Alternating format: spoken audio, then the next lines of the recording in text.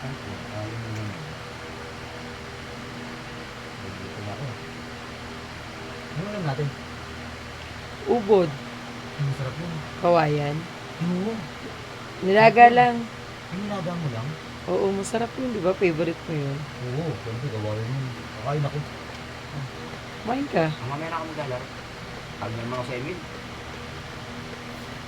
150. Ano 150? Gustahan kasi. Mga kaibigan ko. Nakakainis na nga. Hindi sila magagaling. Lagi na lang talo. Sayang lang yung pera. Hindi na ako may pagpustahan dyan. Lalaro na lang ako ng ano. Yung mga larong pambata.